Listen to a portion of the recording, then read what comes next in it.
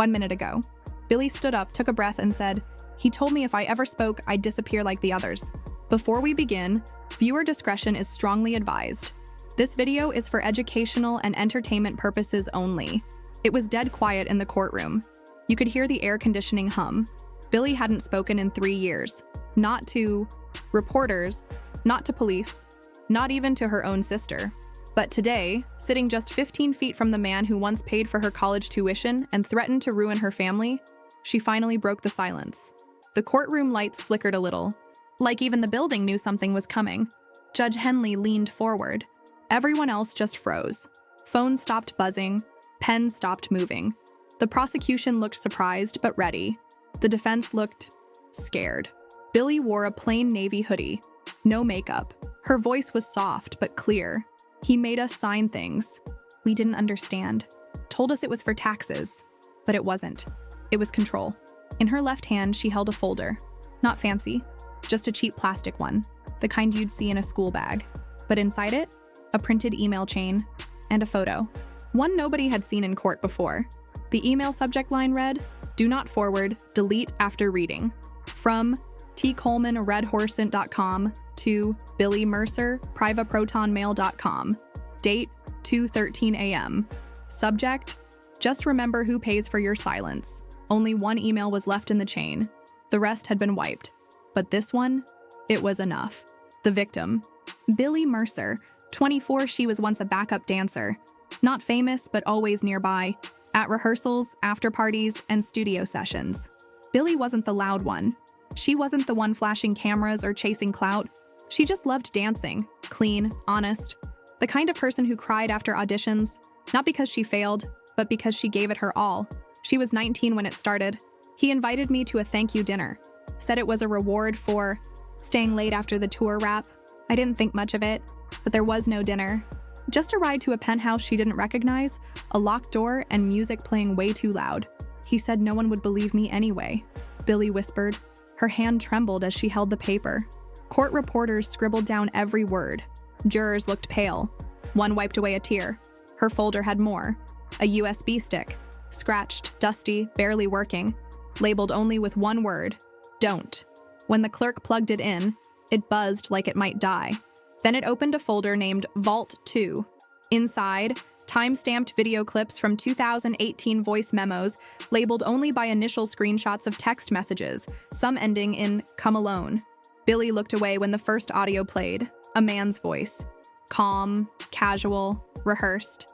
"Billie, I don't want to say this twice. If this gets out, your sister loses her apartment. You'll lose your scholarship. You think anyone's going to hire a liability like that?" Then silence. Static. Then the sound of Billie's voice saying, "Okay, I understand." Some still think it's a coincidence, that maybe the voice isn't who they think it is. The defense said it could be AI, could be spliced. But Billie brought more. From her hoodie pocket, she pulled out a signed envelope, sealed in plastic. Inside, a handwritten letter dated November 3rd, 2019. It was written in blue pen, all caps, with a smeared fingerprint at the bottom, the I. Letter read, "I did what you asked. This is the last time. I can't live like this." Signed, Tina L. Nobody had spoken Tina's name in court until then. Tina Lopez was a studio intern who vanished in December 2019. The official story was that she'd moved to Spain. No records, no calls, no social media since. Just gone. Billie stared down at the floor and added, "She was my roommate. She cried every night that month. Then she was just gone." The courtroom cracked open like an old door. Murmurs, gasps, even one loud "oh my God" from the back. The judge banged the gavel. Order now. But there was no order anymore, because Billie wasn't just testifying. She was confirming what many had feared, that what started as rumors was real.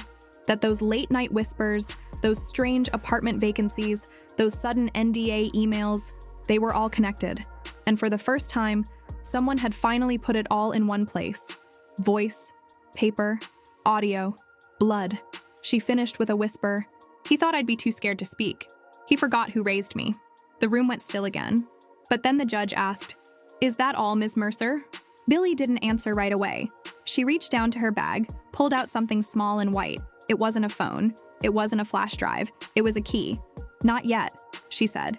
And that's when the entire courtroom shifted, because the key wasn't to a locker, it was to a basement. And what they found down there changed everything. The courtroom didn't breathe for a full 10 seconds. A basement. No one had mentioned a basement. Not in the pre-trial hearings, not in discovery. Not even in the gossip blogs that swirled around this case like sharks. But Billie just stood there, holding a worn silver key with a chipped red sticker that read M7. Assistant U.S. Attorney Chelsea Grant moved first. Calm, fast.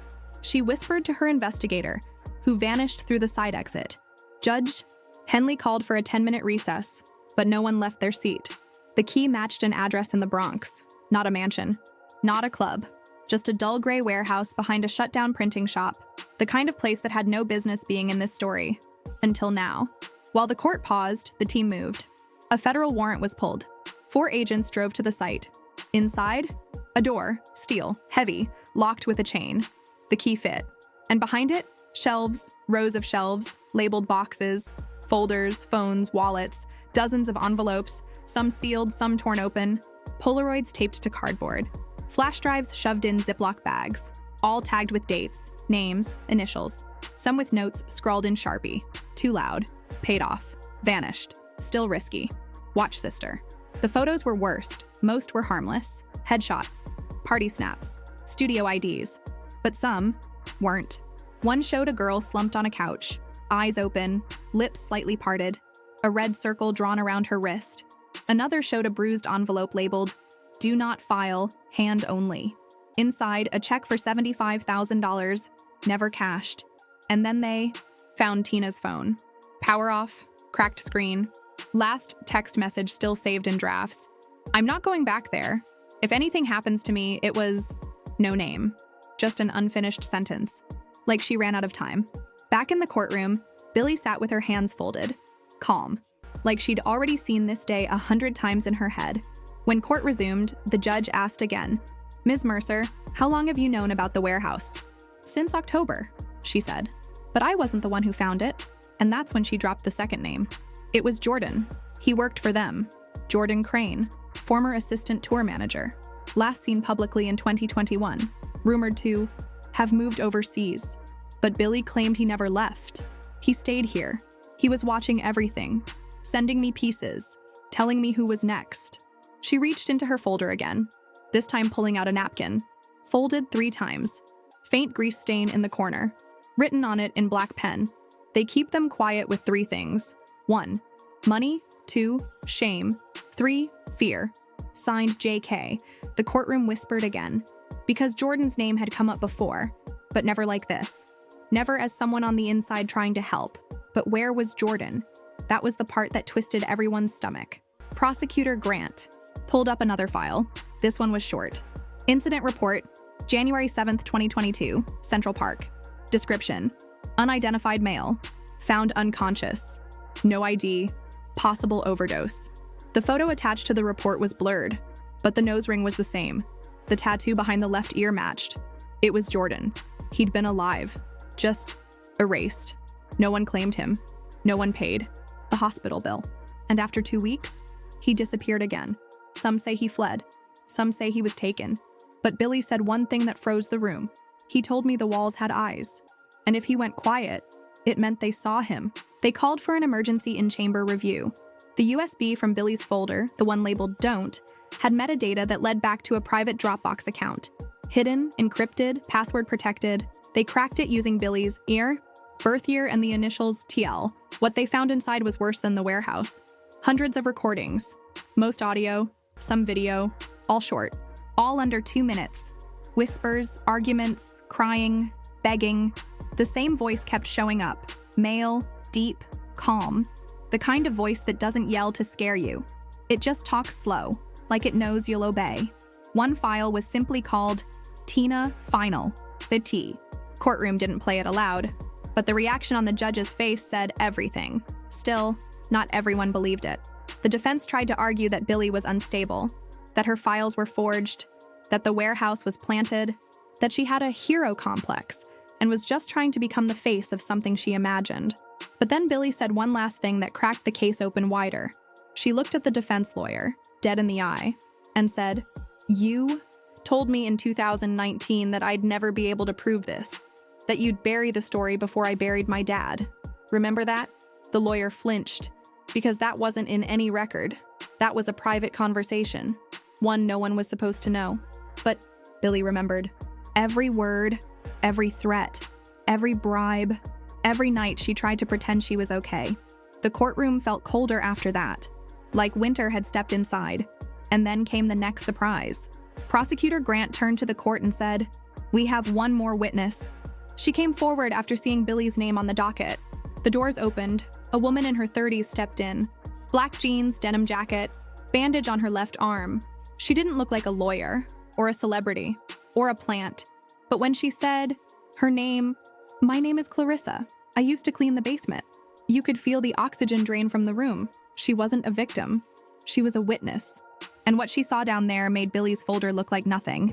Clarissa walked to the stand without looking at anyone. She didn't flinch when she passed the defense table. She didn't smile at Billie. Her eyes were set on the floor until she sat down, took her oath, and whispered, "I didn't know what I was cleaning up at first." She was hired through a third-party service. No real contract, just cash in an envelope every Friday. The job listing said light warehouse work, but her assignments were always the same. Go to the lower level. Never ask questions. Don't talk to the driver. Don't touch what's not yours.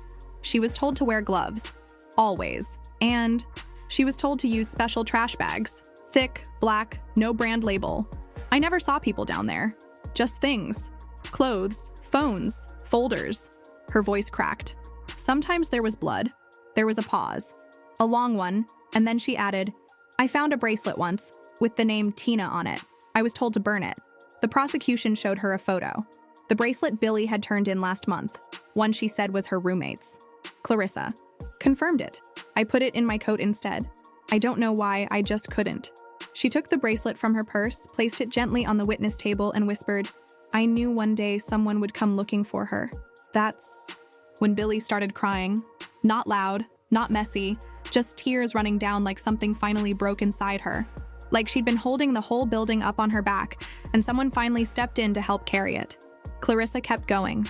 "There were notebooks," she said, "stacked in a locked cabinet. I looked once when they forgot to chain it. Shut. They were lists. Names, times. Some had stars next to them." The prosecutor asked what the stars meant. Clarissa swallowed hard. Some of those names were on missing person posters. "I remembered their faces." She said she once saw someone alive. Just once. A girl. Young, curly hair, wrapped in a blanket. She looked straight at me, didn't speak, but her eyes, they were begging. She reported it to her supervisor. The next day, her phone number was disconnected. Her schedule was wiped. No one picked up her final paycheck. I moved. I changed my name. I told myself it was over. But then I saw Billie's story trending last week. Clarissa finally looked at her, and I knew I owed her the truth. Still, the defense fought back. They said Clarissa had no pictures, no paper trail, no way to prove she worked there. So she showed them her old employee badge. Smudged, half-cracked, with a faded timestamp. We wed. 4:12 a.m. Nobody cleans a warehouse at 4 in the morning unless there's something they don't want seen. Then came the audio. Billie's USB wasn't the only one. Clarissa handed over an old iPhone 6, dented, locked for years, until a technician cracked it open that morning. Inside, voice memos. Dozens. Secret recordings. One was labeled Locker 9, After Hours. The sound quality was grainy, but the words were clear. A man's voice. "Don't clean the red bag. Leave that for pickup. And don't ask me again, you already know too much." The courtroom froze again, because that same voice had already been heard on Billie's audio, and now two women, from two different timelines, had the same man recorded, saying the same kinds of things. Then the prosecution showed Exhibit 42A, photo Billie had submitted weeks ago. A blurry shot of a receipt. The timestamp? Same day Clarissa recorded that memo. Same hour, same warehouse. Coincidence? The defense couldn't say anything. They just sat there, staring at their own file. Then came a turn no one expected. Judge Henley cleared his throat and said, "We have a sealed letter that was just submitted into evidence. From an anonymous sender. It was handwritten. No return. Address. Just a note. I was part of it too. I kept quiet. But if she's brave enough to speak, so am I." Inside the envelope was a photo of Billie, younger, smiling, at a dance rehearsal, with the same man from the audio standing behind her, his hand on her shoulder, both looking at the camera. But in the corner of the photo, barely noticeable, was a mirror. In the reflection, Tina. She wasn't smiling. She was staring directly into the mirror, into the lens, like she knew. People forget the power of small things. An old phone, a napkin, a bracelet. But in this courtroom, they were enough to break a wall built over years of silence and shame. Still, the question remained, where was Tina? Where was Jordan? Were they still alive? Was anyone else out there? That's when Prosecutor Grant stood up, turned to the judge and said, "Your Honor, based on new witness testimony and recovered materials, we are opening a motion for arrest." Judge Henley looked down at the name, then slowly said, "Are you sure?" Grant nodded. "Yes, sir. We're requesting an immediate arrest of Mr. Terrence Coleman." Gasps filled the room, because he wasn't a bodyguard, or some assistant, or a one-time tour manager. He was a producer, an executive, a name in the credits, a man seen smiling in interviews and shaking hands with artists, a man with deep pockets and deeper secrets. And now, he was the target. Terrence Coleman didn't flinch when his name was said out loud. He sat still, clean suit, calm face, that slight smirk he'd always worn in public. Like none of this applied to him. Like the storm outside the courthouse had nothing to do with the man sitting at the center of it all. But underneath that calm, something cracked. His lawyer leaned in fast, whispered something no one heard. But Terrence didn't nod, didn't move. He just stared at Billie. A stare. So cold it made her shift in her seat. Judge Henley approved the motion without pause. 2 federal marshals moved toward the defense table. You could feel the temperature in the room drop. Still, Terrence stood up slow, buttoned his jacket like he was leaving a business meeting, not being arrested in a federal courtroom, as they cuffed him. Someone from the press pool gasped. It wasn't the handcuffs. It was what fell out of his jacket pocket. A phone. But not just any phone. An older model, cracked screen, same red sticker on the back as the key Billie brought in earlier. M7. The lead marshal picked it up with gloves and sealed it. In an evidence bag. Billie's face went pale. "I've seen that phone," she said. "The prosecution took it into custody." No one spoke.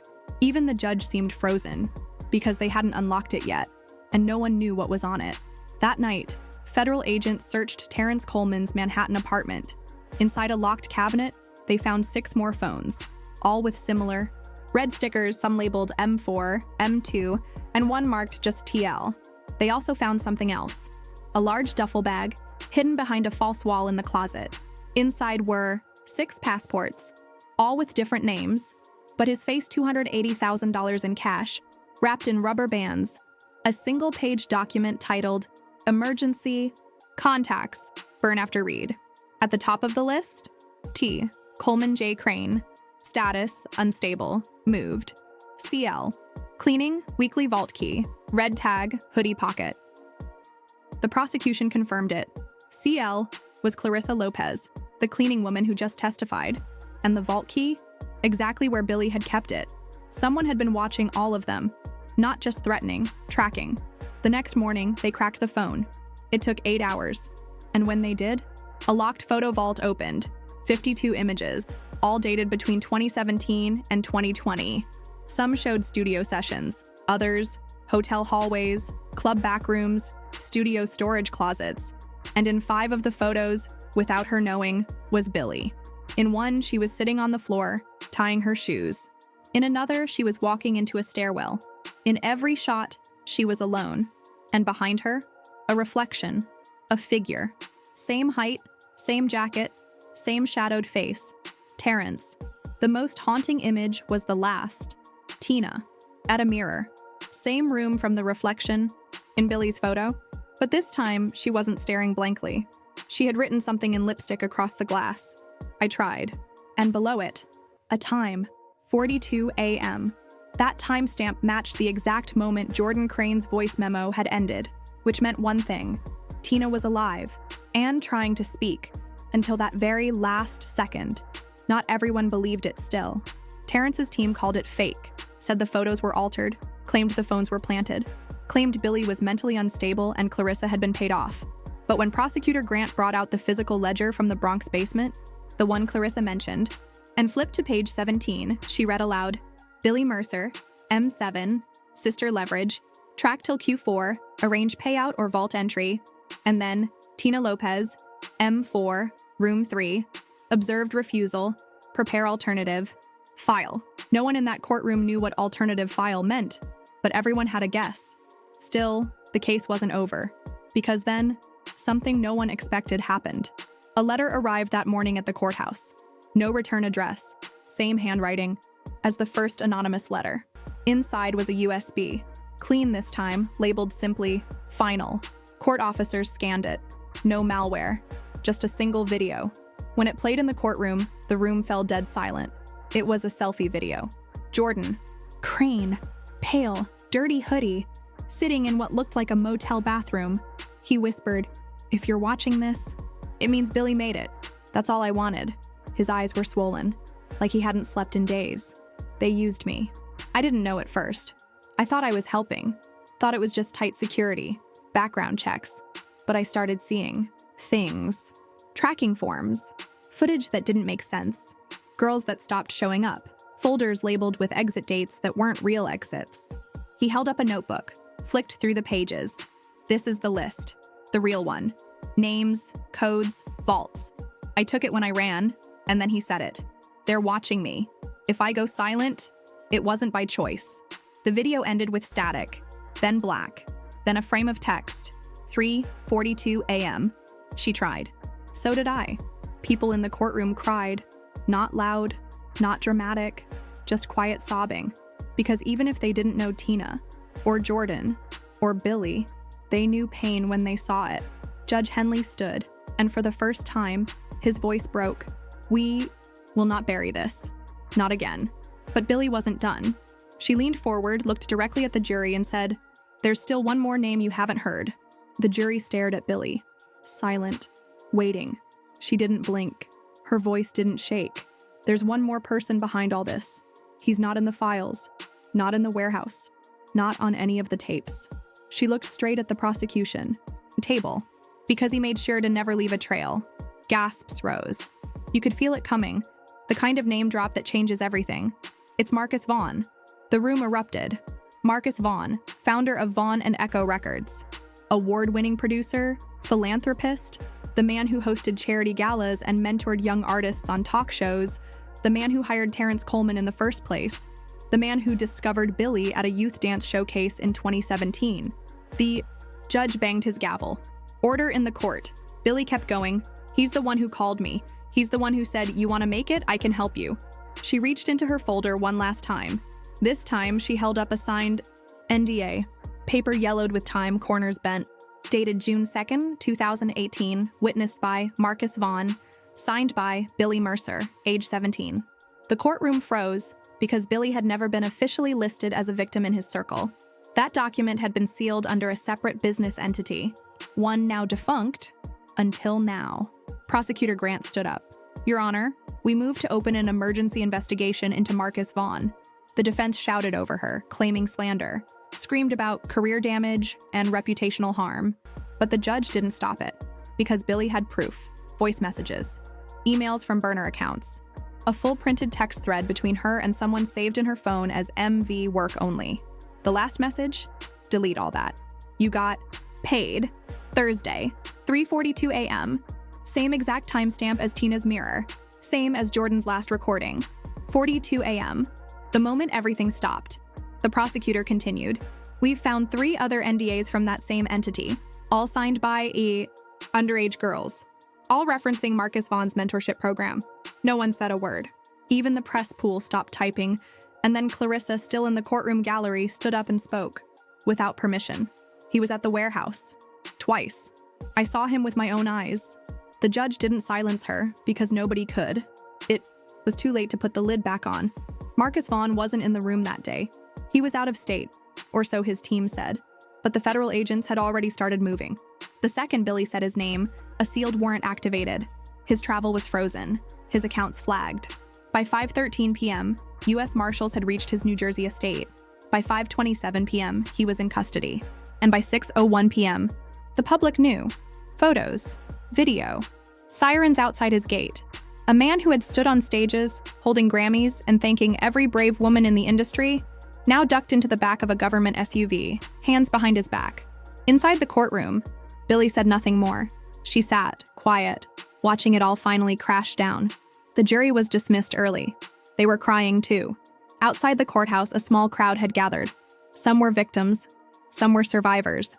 Some were just people who had seen enough silence in their own lives and couldn't look away anymore. A woman held up a sign that read, 42 a.m., we heard you.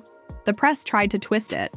Some claimed Billie had set them up, that it was a career move, that Clarissa was mentally unstable, that Jordan was missing, not credible, that Tina's file was too messy to prove anything. But real people, they knew the truth, because this wasn't about headlines.